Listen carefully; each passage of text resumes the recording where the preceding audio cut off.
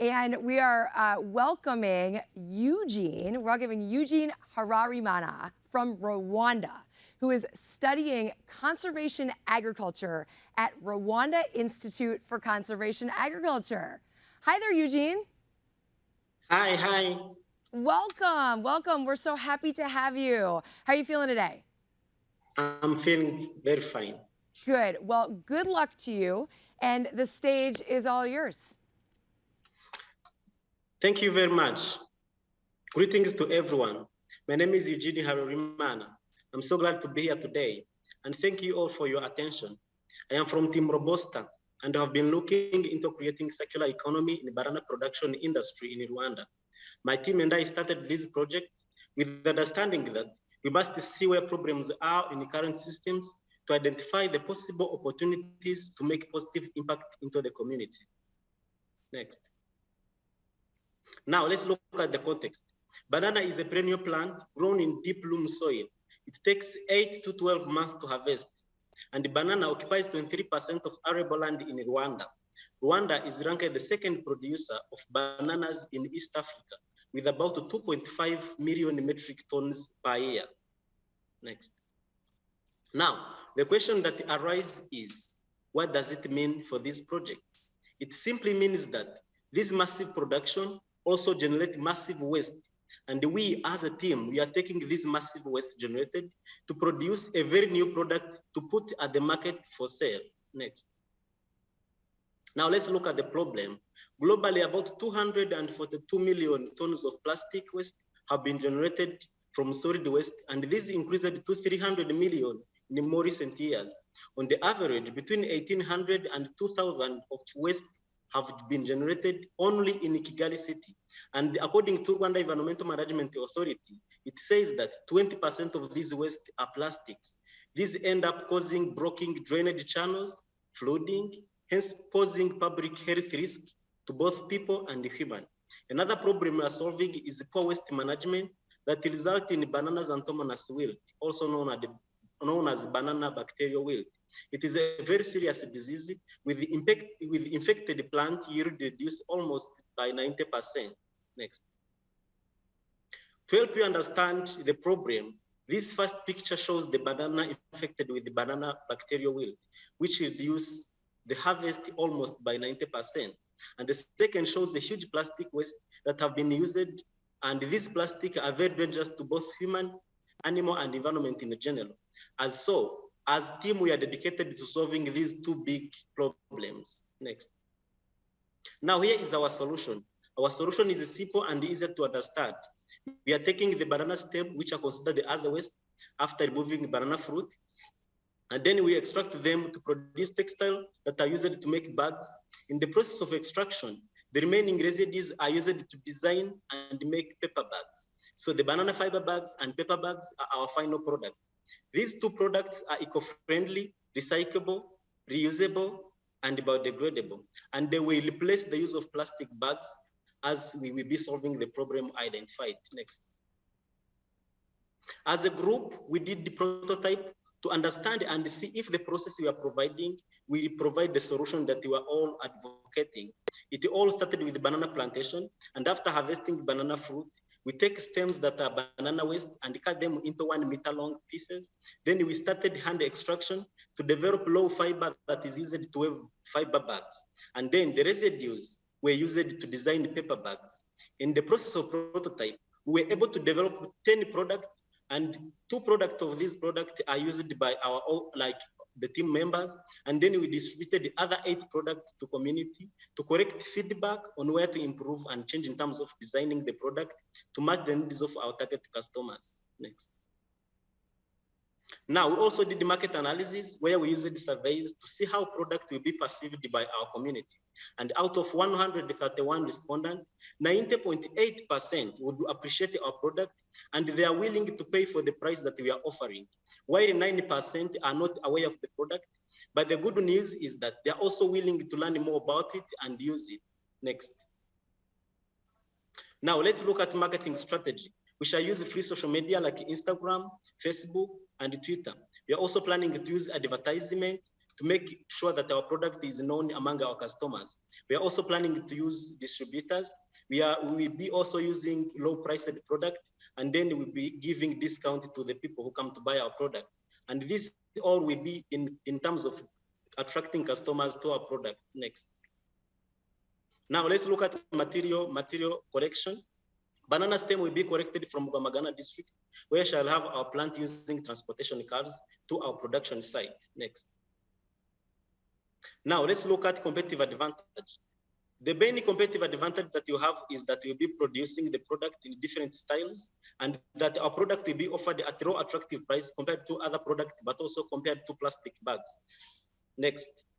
Now let's look at financial analysis and barrier. Now, our barrier are divided into two. We are facing barrier of financial and uncertainty of our product to our customers. Now, how are we mitigating these barriers? We shall use equity-free funds, and we are hoping that Wege Prize is also another source of funding opportunity, and social media and other marketing strategy will also be used to make sure that our product is known among our customers. Next.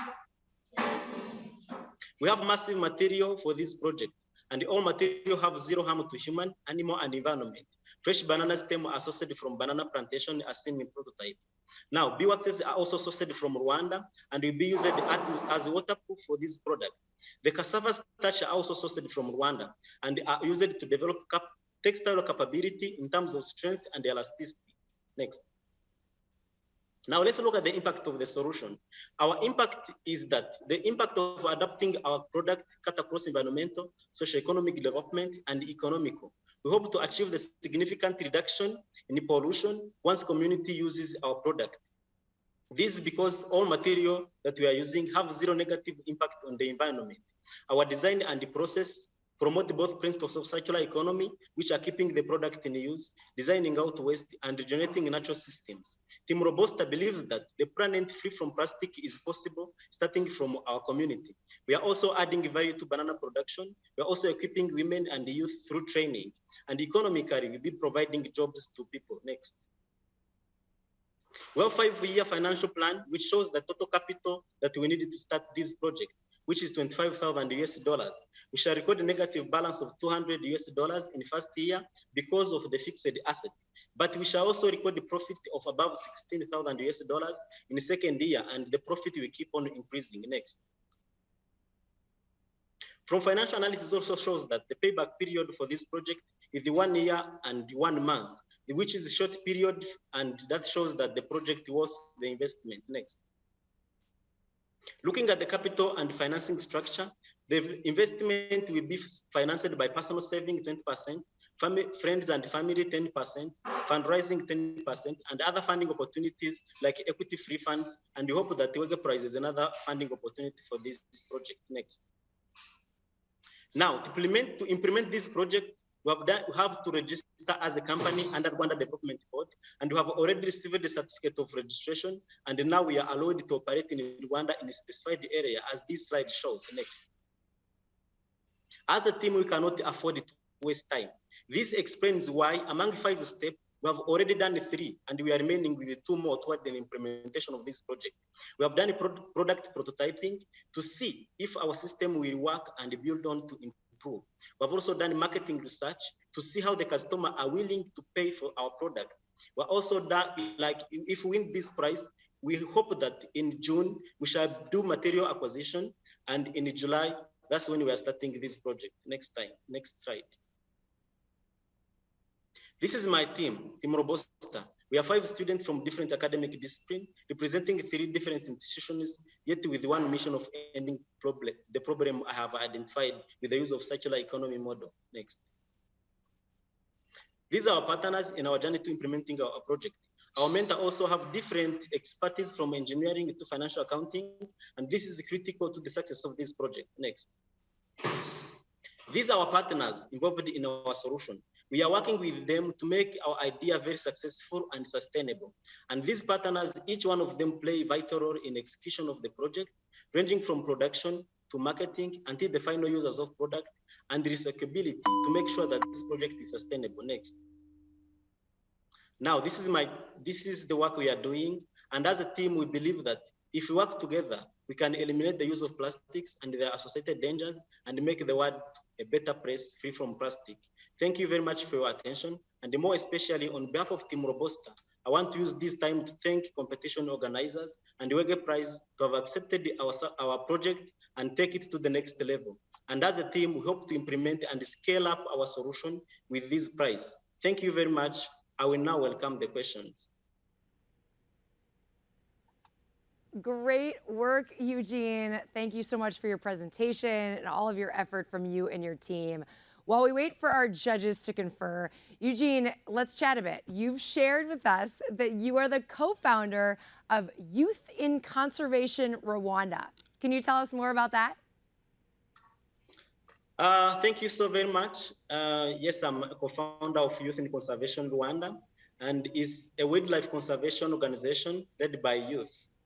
The organization was created to help the youth engage to engage and contribute to mitigation and adaptation of climate change. So our major aim is to involve youth in environmental protection and conservation, as well as teaching our community on the role of conserving the environment.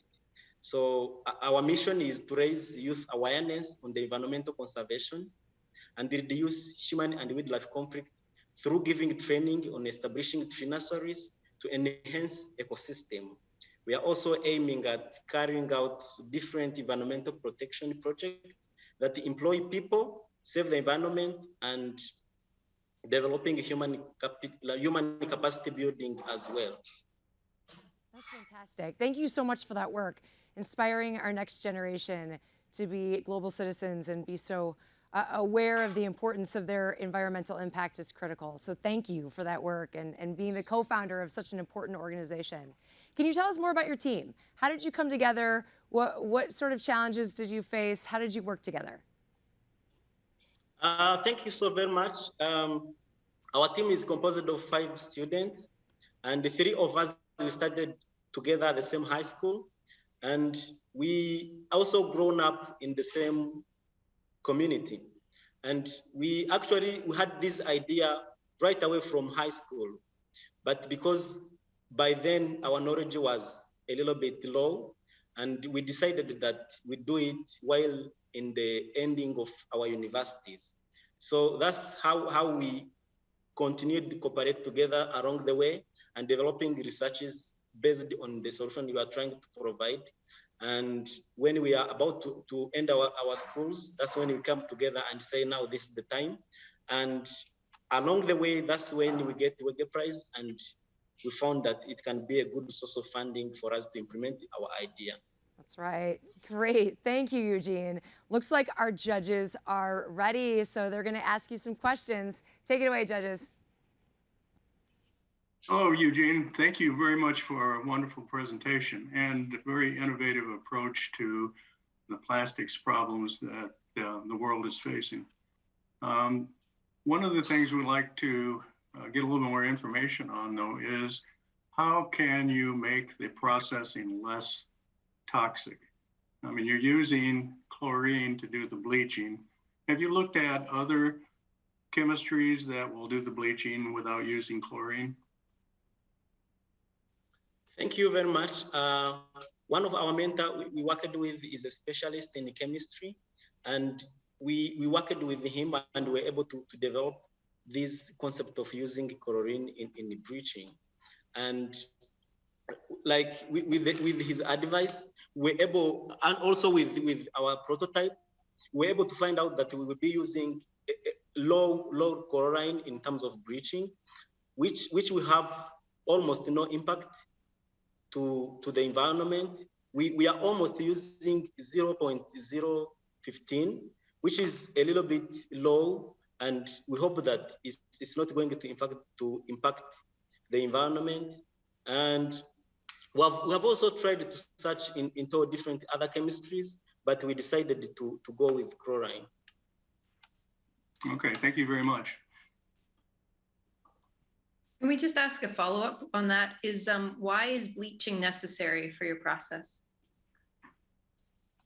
It's mainly to make our product like in terms of elasticity, but also to make sure that our product is kind of smooth, so that like when you use it, you don't feel like it is very hard, and to also avoid like if you kind of bend it, it does not break easily.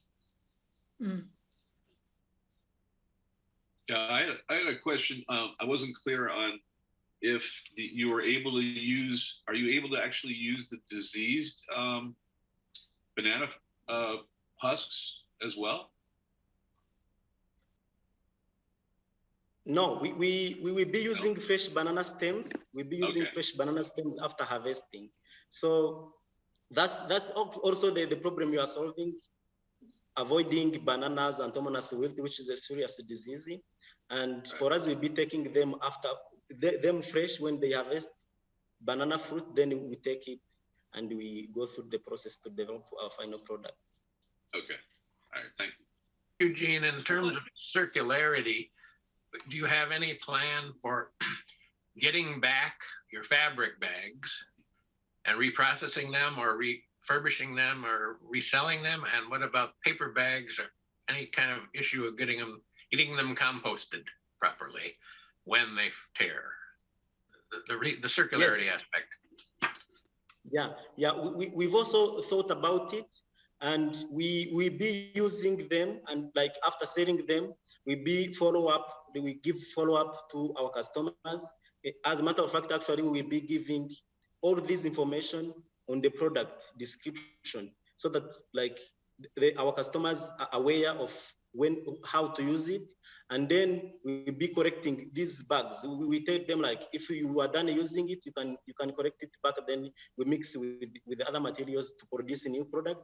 But also our products are biodegradable. They can easily go back into the system and regenerate natural system. And yeah, that's how we planned it. Could you tell us more about how they go back into the system? What needs to be done to them so they can be safely returned back into the system? Let's say you use it and you don't dispose it very well. Like if you dispose it maybe on the road, it is easily biodegradable. Like it won't spend like 2 days. When the rain on it, it will easily biodegrade. And because we thought that it is hard to change the minds of people and like make sure that everybody understand and bring it back. But again, if they don't, it will be still safe for the environment. And if they do bring it back, what do you do? If they bring it back, we cut it into different pieces, and then we mix with the other materials that you have to make a very new product out of it. Thank you. And again, to complement on, that's where we also said about discount. We'll be giving discount to the people who bring back the bags, so that we attract them to always, when they are done using it, they can bring it back. That's only the fabric bags, not the paper ones, I assume. Yeah. Have you done any tests around the biodegradability of your products? Yes, we've done tests, and we basing like on the recommendation of our mentors, we've done a test to see how if they're biodegradable, and we actually left out the paper bags, and when the rain comes tomorrow, like the next day, we found out that they are kind of started biodegrading, like mixing with the soil. So we hope it's not going to be a problem to the environment. I have a quick question on the chemistry again. So is the chemistry, the chemical components that you've mentioned, such as the chlorine, are they used, do they go into the actual formulation at all at the end of, like into the bag itself? So would they be persistent in any kind of biodegradation process, or are they just part of the chemical processing as some sort of treatment that can be captured and then reused? So it has two parts. One, is it do those chemical components end up in the final product? That's one question. And the second, if they don't, are you able to reuse them in your processing? Thank you so much. They don't go into the product directly, because it's like washing your clothes with soap, and the soap will not go with the clothes. So we'll be using them like bleaching, and we can also still use them afterwards. And we hope, yes, of course, there will be some very small remaining in the product, but they won't be harm to the environment. Eugene, thank you for this presentation and the solution. I have a question about the pricing of the bags. You said that the bags were less expensive than plastic bags, but plastic is notoriously inexpensive. Is that less expensive over time and use, or less expensive for the initial purchase? Thank you so much. Our bags will be a little bit expensive. And this is because, like, actually our government of Rwanda has introduced the policy of stopping the plastic bags. And this made them expensive to the market. So they are expensive for now compared to the price that we'll be giving on our product. Very good, thank you.